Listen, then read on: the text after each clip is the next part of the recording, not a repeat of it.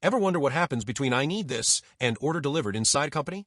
That journey runs through two powerful documents, the purchase requisition and the purchase order.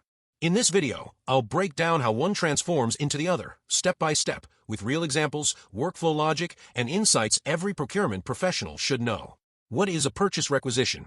A purchase requisition, PR, is the internal document that starts the procurement process. Think of it as a formal request raised by an employee, department, or project team when they need materials, equipment, or services. It's not sent to suppliers, it's an internal approval mechanism. A typical purchase requisition includes item description and quantity, required delivery date, cost estimate or budget code, requesting department, approvals required. Here's an example. Let's say the maintenance team in a manufacturing plant needs 50 safety helmets worth $25 each. They raise a purchase requisition for $1,250 to the procurement department. The PR goes for internal review to ensure it's within budget and necessary. Once approved, it moves to the next step, creating a purchase order. This step ensures control and accountability in company spending, a key part of any compliant procurement system. What is a purchase order, PO? Once the purchase requisition is approved, the procurement team converts it into a purchase order, PO. The PO is an external document sent to the supplier. It acts as a legal contract to supply the goods or services. A standard PO includes PO number for tracking, vendor details, product description and quantity, price and payment terms, delivery schedule and INCA terms if applicable. Example. Continuing our helmet example, the procurement team finds a vendor offering helmets at $24 each, negotiates terms, and issues a PO worth $1,200 to that supplier.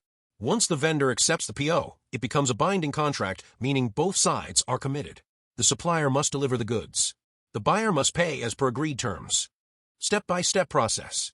Let's now walk through the purchase requisition to purchase order process step by step. Requirement identification. A department identifies a need, raw materials, services, or equipment. Raising a purchase requisition. The requester enters details in an ERP system like SAP, Oracle, or Coupa. It's reviewed for correctness, description, quantity, cost center, and urgency. Approval workflow. The requisition routes to the department head or budget owner for approval. In large companies, multiple approvals may be required based on value thresholds. E.g., anything over $10,000 may need senior manager sign-off. Procurement review and sourcing. The procurement team validates if the item is already under contract or needs fresh sourcing. If it's a new item, they might float an RFQ, request for quotation, to multiple suppliers. Conversion to purchase order. Once a supplier is finalized, the PR is converted to a PO in the system. This is often automated in ERP tools. Supplier confirmation. The PO is sent to the supplier, who confirms delivery date, pricing, and terms. Goods receipt and invoice matching. When goods arrive, the warehouse issues a goods receipt note, GRN. Then the finance team performs three-way matching. PO, goods receipt, supplier invoice. This ensures that payment is released only if everything matches correctly. This structured workflow ensures transparency, accountability, and cost control throughout the procurement cycle. Key takeaways. So to wrap up, here's the quick summary. Purchase requisition, internal request to buy. Purchase order, external document that confirms the purchase with a vendor. Together, they form the backbone of the procure-to-pay, P2P, process, ensuring every dollar spent is approved, traceable, and controlled. As organizations push for digital transformation, automation of this process using tools like SAP Ariba, Oracle Fusion, or Coupa is becoming the new standard in procurement efficiency.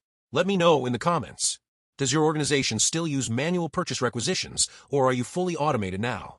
If you found this explanation helpful, make sure to hit that like button, and don't forget to subscribe for more practical insights into procurement, logistics, and supply chain management.